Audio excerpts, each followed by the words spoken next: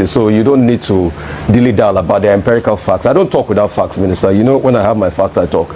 And I insist on my question when I ask on cost. Let me only address you, Minister. You will not allow me speak. The problem is you will not allow me speak. You spoke for over 20 minutes, over 10 minutes. Because you don't know what you are speaking. But let me speak. Let me speak. You will not. What your profession is. You will not allow me speak. You see, if you can just keep quiet and be calm and just allow me speak, I'll be happy. All right.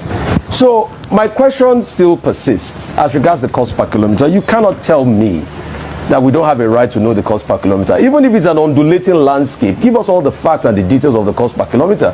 That's all we'll ask for. Other questions as regards the loans taken. Let me finish. I will keep quiet for you to damage information. Let me finish. Listen to me. Minister, you will not allow me to speak. The minister will not allow me to speak. No. Don't do that with me. Minister will not allow me to speak. I was in your studio. Minister will not allow me to speak. And when the first section was on, and I ran the figures, and what you're asking us is 750 kilometers of coastal highway. We should tell you cost per kilometer, so you multiply by 750. That's nonsensical. No, so tell me the cost per kilometer. There's nothing too hard for you to tell me that figure. You've not still told me that figure, so I was right on that point. The second point, because you don't understand anything. The second point I'm trying to make is you don't understand anything. I'm a professor in this field. Okay. You don't understand anything. What university gave you professorship in this field? And you cannot ask me to tell you a cost. What university gave you professorship in engineering? I didn't know you were Professor Umahi, Minister. I didn't know. So please, you've not been able to. You've never professor in practice. In practice. I'm professor in practice. Okay. I understand engineering very well. So secondly, and you have no knowledge of what you're asking. If you will let me, you have no knowledge. If you will let me ask. So questions. you keep quiet. Okay. And then stop. Okay. You know, Minister, it's all right. Keep dignifying yourself and let the world see you for who you are. If you allow me speak. The other 100 kilometers that you said they've added to it, we would like to know the cost per kilometer of that one.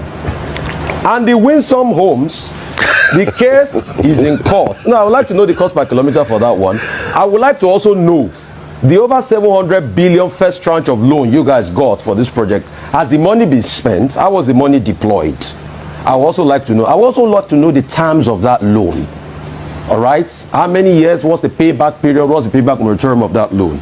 And for the Winsome Homes, isn't it interesting that as somebody that's been a governor in the state, you know the law, a case is in court, and then you're coming to talk about the details of the cases in court. Because you denied that the case was not in court, now you've already accepted that the case is in court. So is it not just better you thrash it out with the woman that has been reporting a case in public that we all heard, and I ask you questions based on that? So, Minister, just answer the questions. I've got no axe to grind with you. You know that. We've spoken many times. In fact, when your people called to book, I booked them, and I said you should come on air. So please just tell us those information. It's very important, Minister.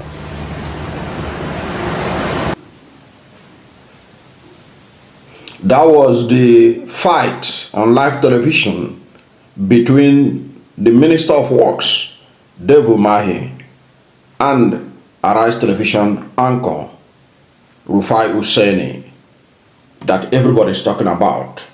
But this fight has obfuscated the real issue at stake, the rights and the power given by the Constitution to the media to hold those in government accountable on behalf of the people. How do they go about it?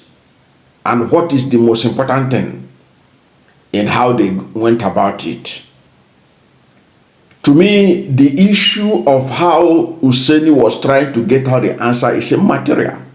What is material is that the government official like Dave Umahi is held accountable.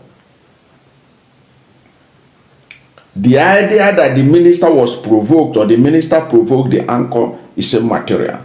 The minister is working for the people. He's not working for Oseni, Rufai Oseni. He's not working for Arise TV.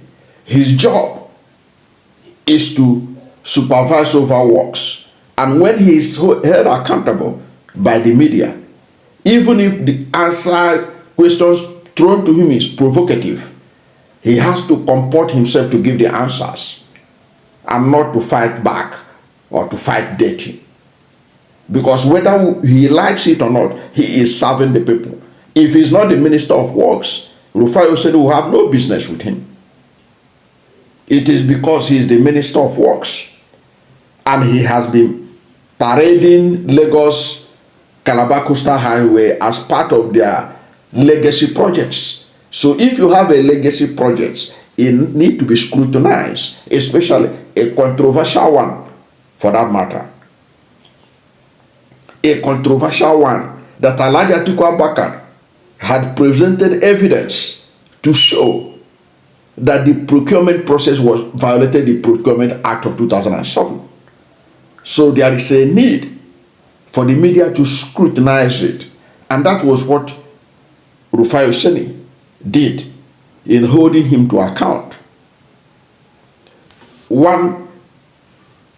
700 kilometers, 750 kilometers. How do you assess it? How can what is the yardstick that the media can use to hold Tinubu and Umahi accountable?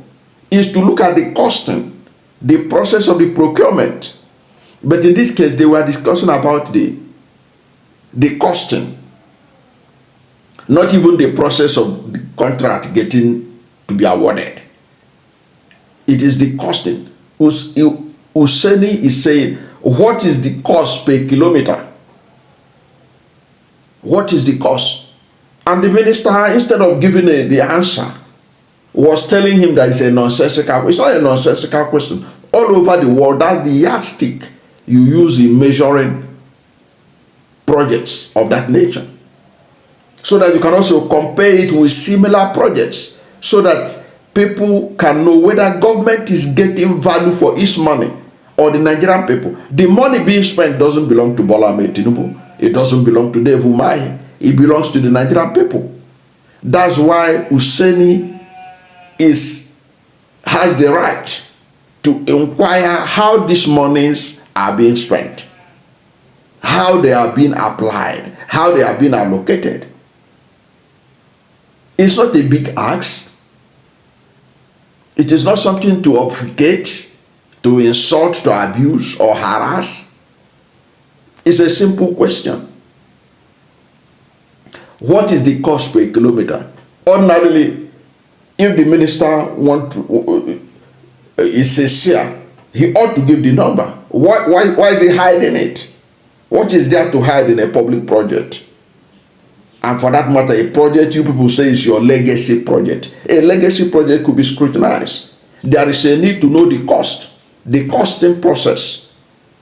So that when people are talking about these legacy projects that Tinubu built in Nigeria, they can also use that cost to compare the cost in Kenya. When somebody in Kenya wants to build his own legacy coastal project, or somebody in Sierra Leone, or in Ghana, or anywhere. So it's not a private investment of the minister. It is not a private investment of Bola Ahmed Tinubu. It's an investment that say they are doing on behalf of the Nigerian people. And the money being paid, being used to pay for this project is the taxpayers' money. It is the Nigerian people's money. The government of the day had to be held accountable. And the minister was saying that Oseni don't know what he's talking about. Oseni don't know engineering. No, sir. You don't need to be an engineer to be able to ask questions that will reveal facts about engineering project. You don't need to be an engineer. Anybody can do the calculation for cost per kilometer. Anybody can also try to compare. If you say that the cost is like this, we can compare similar projects that have been done within Nigeria and outside Nigeria to see that whether Nigerian people are getting value for their money in this Lagos Coastal Highway. That was the question. But he didn't want to answer it, apparently. Because if he had wanted to answer it, even if they asked him repeatedly, even if he had told other journalists, even if he had told another Arise reporter this same issue, he has told him an Arise reporter, let's say another Arise team, I asked him this question, he should not shy away from repeating it again, because that's part of holding him accountable. Because even asking him repeatedly is to also discover whether he is lying. Because if he keep on throwing different numbers, that will expose him that he was lying. And that is good for the country because he's being held accountable. So he cannot say that others have asked the question before. Therefore, he can't answer the new one by Rufai Oseni. That it doesn't work that way. That's not how it is practiced. It is not for nothing that the journalism profession is probably the only profession that is recognized in the Constitution. That's why they are called the fourth estate of the realm, to hold government accountable on behalf of the people.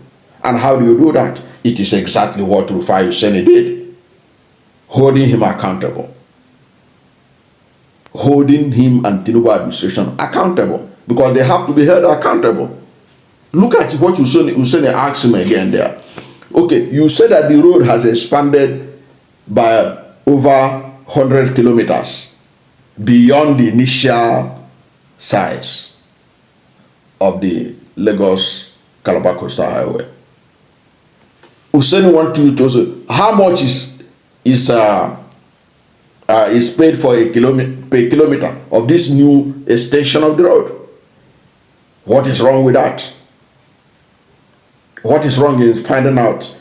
Are they costing the same? The extension, are they costing the same as the original plan? He didn't answer it. So it is the Nigerian people that was cheated in that interview, because things that are supposed to be said, the minister did not say them. And instead he was personalizing it on the journalist. And the journalist also reacted the way he understands best to react. But the truth of the matter remains that Oseni has the right to ask those questions, and the minister has the right to answer or not to answer. But it is in the interest of him and his administration to answer. Because if they don't, it means that the whole process was not transparent. It means there is a lot of opacity in the whole process. It means that Nigerians are being cheated. Because when those in authority who claim to be working on behalf of Nigerian people can no longer confidently give answers regarding projects that cost trillions of naira, it then means something is fishy. So he ought to have answered the question. He ought to have answered the question, but he didn't answer the question. Okay? And look at another important question that Oseni asked there, which was not answered. The over 700 billion naira first tranche of loan was collected. Now they are collecting another one. He said, how is it being applied? It is important that that question is answered. Okay? How is it being applied? And what are the terms? Because the most important thing, what are the terms of payment for these loans? Because at the end of the day, after 4 years, Bola Ahmed Tinubu and Umahi will be history. By 2027, when Nigerians vote, if the election is fair and fair, we are not likely to see Bola Ahmed Tinubu again as president.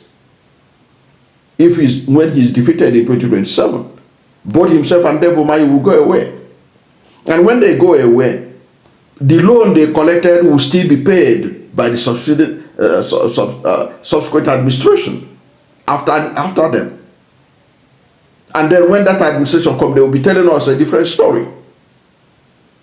That why they cannot perform it because of the loan that Tinubu and Umahi collected. So it's now for them to clear the air. How much was collected to build the road? How much loan was collected to build the road? And what was the terms and conditions for that loan? Because from all indication, most of these loans they collect, the people that have collected these loans when they are in charge, they are not around, but they are still being paid, affecting our fiscal responsibility of the government of the day. Because you are settling debts that were not collected in a transparent manner. Oseni was right to ask that question. What are the terms and conditions of the loan? He didn't tell us. At the end of the day, some people are just blaming Oseni. Why did he approach? What way can he approach it? It's not the question of how he approached it. To me, the question is answer the question. Forget about how the question was posed to you. You have to go and watch. You see, the issue is that Nigerian politicians are used to be baby fed with questions by the mainstream media.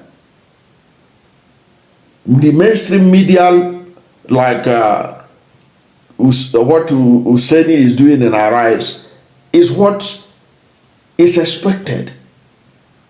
And that's why people prefer to watch Arise TV than to watch NTA or than to watch Tinubu's TVC. Because they are not likely to ask this kind of question this Oseni was asking. They will be giving them baby-fed questions that they will answer praising themselves without anything new being discovered that will help the Nigerian people to ensure good governance. That's what we get when these people are interviewed by TVC or when they are interviewed by NTA or even sometimes from Channels Television. So Oseni he did the right thing. That's how it is done. And it's because people have never followed democratic leaders around the world and see them. Go and see the kind of question they are asking Donald Trump every day. Even when he's playing, even as he was about to enter plane, go and ask the kind of question they ask. Go and, even inside the Air Force One, journalists ask Donald Trump questions that makes him uncomfortable, but they had to answer them. Because he was the one that said he wanted to be president. He had to answer them. No matter how. Sometimes you see Trump has of frustration. He say fake news media. He called them like that. Of course, there are a lot of fake news in the mainstream media. But that doesn't stop him from answering the question. Watch Trump. Even when he talk about the fake news media, he answers the question. You may disagree with his answer, but he will give you the answer. That's what is expected of Bola Ahmed Tinubu. That's what is expected of his lieutenants like Dave Umahi. It is not for them to go on air and be fighting with journalists and all that. To me, it doesn't make sense. Because whether we like it or not, the price will be paid by the Nigerian people. After a while, Tinubu and Dave Umahi will fade out. But the mess they will create, if all these loans are not scrutinized, if the whole process are not looked into, the whole Nigerian people will continue to be at the brunt, and everybody will be complaining. And the next government that will come after them will say they are the reason.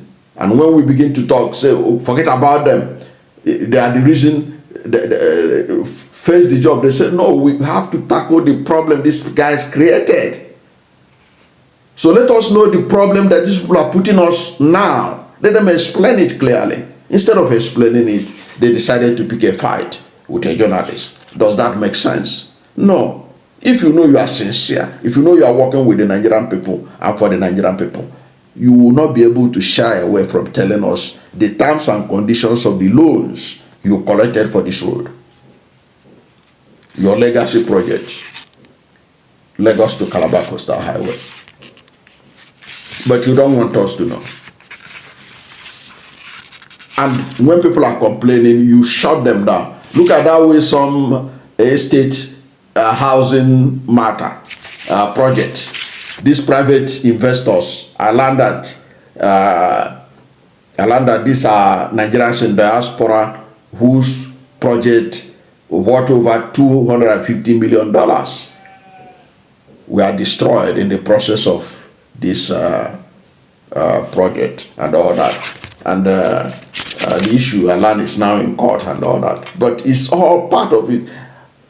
When you are begging Nigerians in diaspora to come and bring their money, some group of people brought their money, and now they are paying a price for bringing their money home to Nigeria. And instead of addressing it, they are not addressing. They are being combative. They want to fight with these diaspora investors, Nigerian diaspora investors. You are picking a fight with them. If you are picking a fight with them, why should any reasonable people come up, any reasonable Nigerian or even foreigner come and put his money in Nigeria? No, but no reasonable person should do that. And the country is paying a price in lost investments because of this kind of attitude. And then the issue of this project. You know that this project had been mired in controversy for a very long time, where it was alleged that only one company, it was advertised, it was given to one company without competition at all. Ordinarily, that's a red flag. That is a red flag that the government ought to explain more about. But nobody's talking about it. Why? Because we have a rubber stamp National Assembly. And the minister himself has tried to explain all these things, but nobody's buying it. The reason why people are keeping quiet is that they are still in charge. By 2027, I do know that the next president is going to look into that project. He's going to look at the processes. He's going to look at all these questions that Oseni they don't want to answer. Maybe they will answer it in 2027. By the time Nigerian people, in one voice, say enough is enough. I don't know what you think about Oseni interview that have been trending. But as far as I can see, Oseni did his job in holding those in power accountable. But who do you think is the winner in this battle? I see a lot of people say Oseni did it, Oseni was combative and all that. That's not his business. Rufai Oseni is to ask the question. The job of the minister is to answer the question, no matter how provocative the question could be. It is his responsibility. It is because Nigerian leaders, they don't have respect for the Nigerian people, and because the elections that brought them to power are not transparent, not through the will of the Nigerian people. Because if they know that they cannot rig themselves back to power, they will be very, very civil in responding to questions by journalists, no matter how combative that question could be. Okay, their supporters ought to know this, that the only reason they will feel antagonistic to journalists in Nigeria is because they know that at the end of the day, INEC belongs to them, the court belongs to them, everything is in their favor. Therefore, being held accountable is irritating to them. But thank God we have people like Oseni who is holding them accountable, even if it irritates them. But whatever is your position, what is your view? Do you agree that Oseni did his job and that the minister failed in answering the questions? Whatever is your position, let's hear from you at the comment section. Thank you for watching this video. And if you are new to my channel, you have not yet subscribed to my channel, please subscribe to my channel, hit the subscription button, hit the notification bell. When you subscribe to my channel and hit the notification bell, anytime I have a new video, you'll be among the first to know. God bless you. And please don't forget to like this video, because when you like it, Google will rank it high and recommend it for more people. Thank you, and God bless you and yours.